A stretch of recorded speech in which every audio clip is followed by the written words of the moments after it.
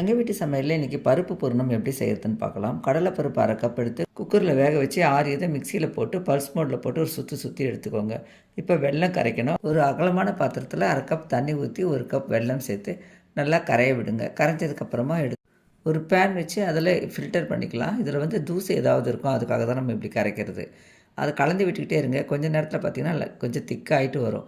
அதுக்கப்புறம் 1 கப் தேங்காய் சேர்த்துட்டு 1 ஸ்பூன் ஏலக்காய் பொடி சேர்த்து கலந்து விடலாம். கொஞ்சம் நேரத்துக்கு அப்புறம் நம்ம அரைச்சி வச்சுருக்க கடலைப்பருப்பை சேர்த்து நல்லா கலந்து விடணும்.